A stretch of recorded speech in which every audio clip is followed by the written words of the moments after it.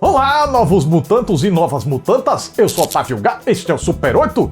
E hoje tá na hora de falar daquele filme que ia chegar em 2018, não chegou, ia chegar em 2019, não chegou, ia chegar em 2020 e acabou chegando. Porque nem os distribuidores queriam mais esse troço na gaveta e resolveram lançar de uma vez por todas. E o negócio demorou tanto que eu nem tava mais pilhado de ver. Por isso eu demorei tanto pra trazer aqui pro canal. Mas eis que bateu uma vontadezinha de ver e, portanto, cá estou eu, então sim, bora. Uma vaca geneticamente modificada é uma mutante? Esse filme demorou tanto pra chegar que deveria se chamar Os Geriátricos Mutantes? Quem nasce com superpoder é filho de rico? Tudo isso e muito mais agora. Uma moissola mutante é encarcerada numa instituição onde já estavam encarcerados outros jovens com poderes especiais. E à medida que o tempo passa, o lugar começa a revelar segredos obscuros que podem pôr a vida de todos eles em risco. Sinopse simples, né? Mas queria eu que os Novos Mutantes conseguissem entregar devidamente pelo menos o que a sinopse sugere. Mas infelizmente não chega nem aí. Pois a partir dessa premissa, pense numa historinha Shibuya Michuruca que jamais decola e cuja condução é levada totalmente em banho-maria. O tempo vai passando, a novata vai conhecendo os anfitriões veteranos, passa meia hora, passa uma hora e muito pouco de relevante realmente acontece. O máximo que a gente vai ter durante essa primeira uma hora são pseudo-alucinações, pseudo-assombrações, muita conversa mole e só. Aí, quando chega na última meia hora, há uma tentativa de conclusão apoteótica, mas que jamais consegue entusiasmar significantemente. Pra ser justo, assim, bem justo, o filme não é um fracasso colossal, olha só quanta coisa absurda de ruim que tem aqui, meu Deus, minha nossa, eu não aguento. Não é bem assim, até porque depois de tanto tempo, aparentes remendos pra lá e pra cá, ficou uma coisa inassistível. Também não chega a ser chato, porque além de ser curtinho, sua historinha tem um mínimo pra emendar direitinho os passos até se fechar. Só que a ruindade da parada vem da anemia do projeto. Começa o filme, termina o filme, a gente pouco ou nada tem a extrair dele. Sabe o que é que me pareceu? Um episódio piloto de uma série que não foi aprovada pra ganhar uma temporada. Sentimento esse também se reforça pela dificuldade da direção em fazer com que a gente estabeleça vínculos com os personagens. Uma culpa que veio do roteiro e a direção não conseguiu evitar. Porque, embora o roteiro adote uma personagem para ser a protagonista e para conduzir o espectador ao longo de sua jornada, o texto busca distribuir a relevância dela com os demais personagens, de forma que eles também colaborem para guiar a trama. Na teoria, isso seria maravilhoso e traria muito desenvolvimento de personagens, o que serviria tanto para estabelecer esse tal vínculo que eu falei, quanto para dar substância ao filme. Na prática, porém, o buraco já é mais embaixo. Primeiro, pelo lado dos coadjuvantes, eles ganham relevância na condução da trama pra não terem muito o que dizer com essa tal relevância. A gente descobre os traumas de cada um. Tá, e o que mais? Pra que isso serve? O que isso comunica? Pouco ou nada. Na maior parte das vezes, pra não dizer todas, são contextos tanto faz tirados da cartola com a única finalidade de ilustrar ceninhas pseudo-assustadoras. Porque noção de desenvolvimento?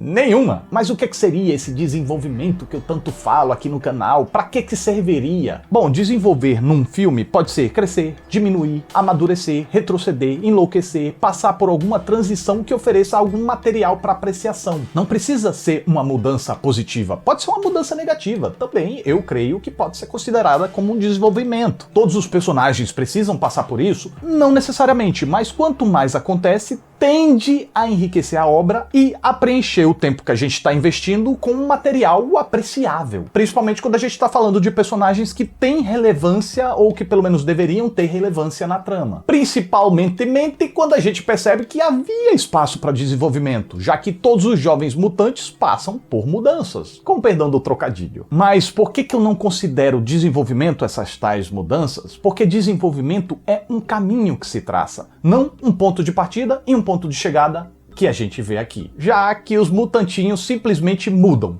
num estalar de dedos. Simplesmente porque o roteiro precisa que eles sejam assim assado para gerar uma ceninha assim assada. Depois que obtém isso e não precisa mais de tal personalidade, estala os dedos e eles já aparecem diferentes para suprir também as necessidades da trama. Quanto do lado da protagonista, tadinha, seu grande propósito é se vir como nossa guia nesse novo meio em que ela foi inserida. Ela não sabe que local é aquele e que pessoas são aquelas, assim como a gente. Então ela vai conhecer esse local e aquelas pessoas, assim como a gente. Ou seja, ela é nossa nossa representante em tela. E deu, acabou as funções dela. Sua jornada dramática é marcada pela passividade. Ela chega lá e reage a um que encrencou, depois reage a um que foi mais amistoso. Suas poucas atitudes ativas mesmo pouco interferem na história, e quando interferem é de forma inconsciente. No caso dela, dá até pra gente considerar que ela tem um desenvolvimentozinho mais claro do que os demais personagens, mas ainda assim é uma protagonista que tá praticamente lá a passeio, porque na maior parte do trajeto todo mundo toma as decisões por ela. Se bem que, pensando bem, o filme dá umas escapulidas no que quer contar e talvez tenha tomado rumos que acabaram fazendo com que ela não seja a protagonista. Talvez seja a personagem da Maisie Williams. Ela se aproxima, ela faz os grandes enfrentamentos, ela propõe as autoanálises que mudam os cursos da trama, alguns pelo menos, já que outros são também os demais personagens. Se estivesse no filme bem pensado em que os realizadores soubessem trabalhar com subversões, mudanças, quebras de paradigmas, quebras de regras, isso poderia ser um grande acerto. Mas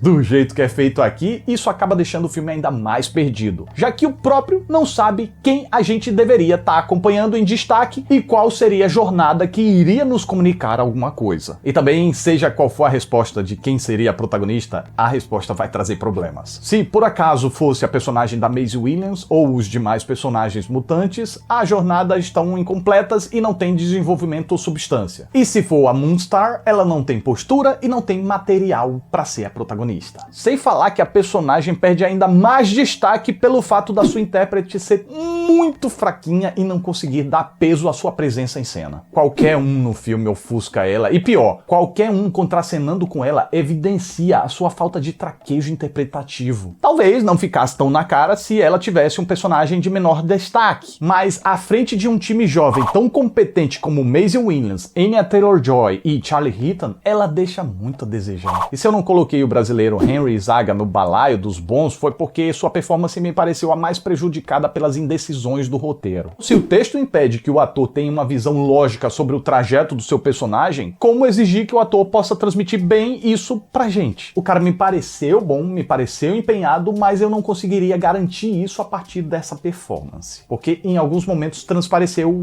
que ele estava meio perdido naquele texto. Quanto a outra brasileira, Alice Braga, eu já conheço de outros carnavais e sei que ela sabe mandar bem quando o projeto permite, mas aqui, ok, eu retiro o que eu disse. A personagem dela é a mais prejudicada pelo roteiro. A atriz até evita histrionismos para fugir de caricaturas e assim, quem sabe, tentar dar alguma camada mais profunda para sua doutora, mas o personagemzinha mais...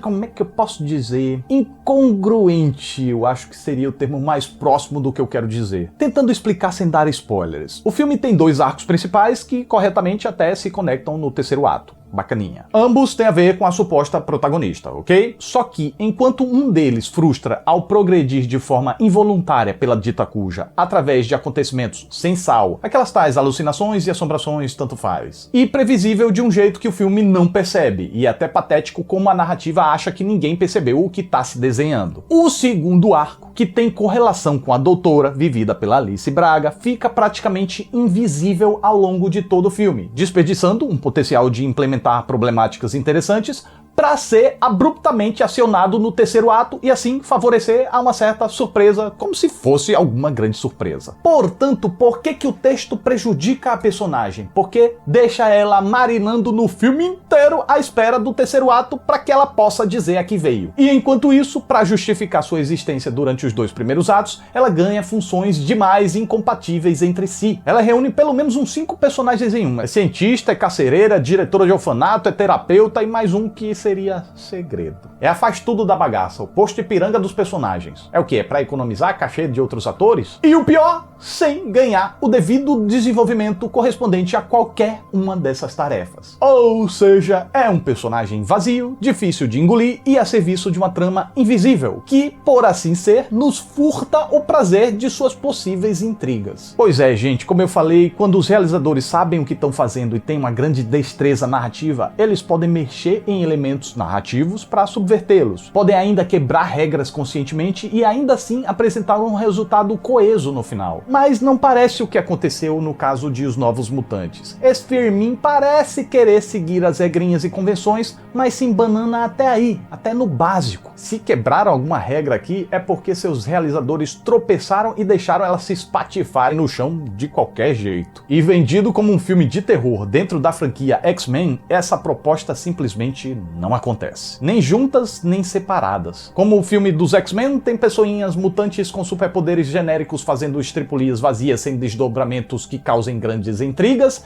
e algumas referências que prometiam uma conexão com o universo dos mutantes, mas como se trata de um projeto descartado pela Disney depois que comprou a Fox, e um projeto fracassado, qualquer relação futura com os X-Men ou o universo cinematográfico Marvel morreu na praia. E como um filme de terror, também ficou só na promessa. O máximo que conseguiria seria assombrar uns bacurim de 12 anos para baixo e olhe lá. Pois a operação do terror é desconexa, o mistério não intriga, os recursos não aterrorizam e até os sustinhos são telegrafáveis e bobocas. Pra culminar num clímax que tá mais pra um filme de fantasia barato, com uma combinação de poderes sem um pingo de inspiração. Pelo menos os efeitos são bem feitos. E aí eu vou dizer que detestei? Não vou. Não é um filme constrangedor, rock ridículo, não é nada disso não. Mas também não tem como dizer que eu gostei. É um filme muito do perdido, murcho e do qual não dá pra tirar grandes proveitos. Mesmo que fosse uma diversão descompromissada. Uma pena, porque potencial tinha.